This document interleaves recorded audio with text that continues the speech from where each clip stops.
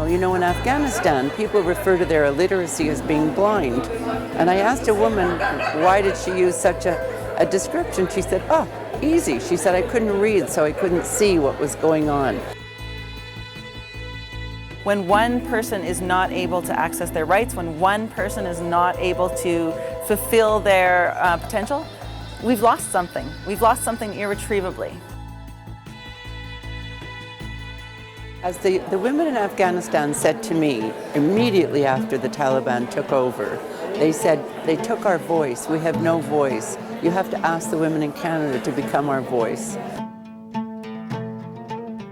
I'm an Afghan, and I feel and I know that the work that the Canadian Women for Women in Afghanistan do, it changed the life of the Afghan women. We are making a big difference, and I visited some refugee camps. And when I was telling them, there are some wonderful people, they don't speak the same language, they don't practice the same religion, they don't know you, but they are working really hard to make some changes in your lives and make it easier for you. I could see the shine in their eyes, I could see the smile on their beautiful faces.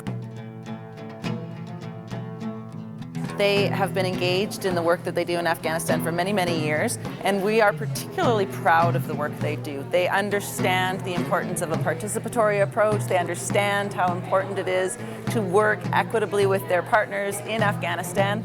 And I feel as a woman myself, I feel the work they do to support education for women and young girls is giving women the power in that country to develop their own livelihoods, to make their own sustainable and good choices for them it's beautiful. I think that this is the most strategic thing you can work on if you're interested in peace and stability in the world.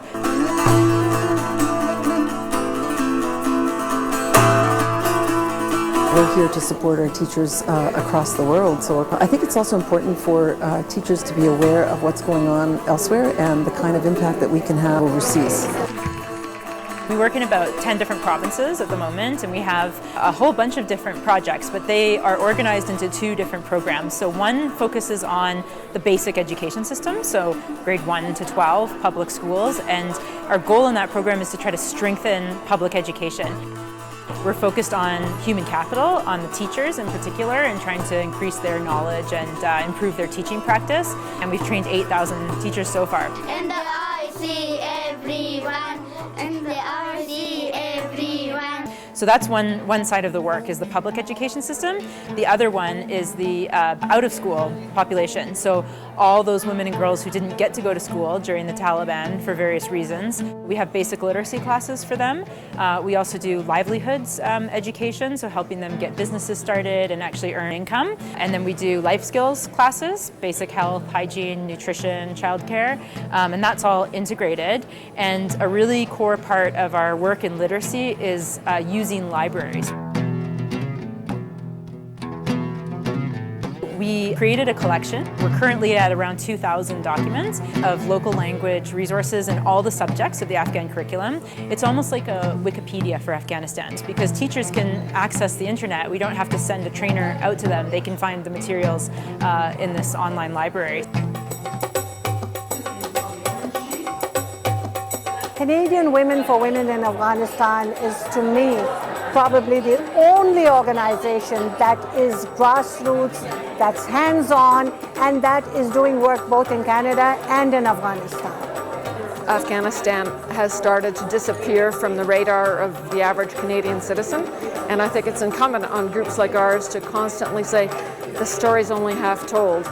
Canadian Women for Women in Afghanistan need to be constantly raising money. It's a very, very hard job, and especially as the whole world is looking the other way now. But these women want to finish the job they started to do, which is to get all the girls back into school and retrain the teachers. Now we've got the traction, so the time is here for us to carry on the mission and not abandon the girls and women of Afghanistan. The earth has shifted under the status of women and girls, and we know now if they go to school, they alter the economy, they reduce poverty, they cut conflict. And that's where the change is going to come from. It will be girls, women who are educated, who will bring about change. I think that this is the answer to every major problem we have in the world today, from war and instability and poverty, ethnic divisions. I mean, absolutely everything comes down to the status of women. And that's not just my idea. If you look at the data, you find this link where all the most unstable places in the world are places where women are treated the most poorly.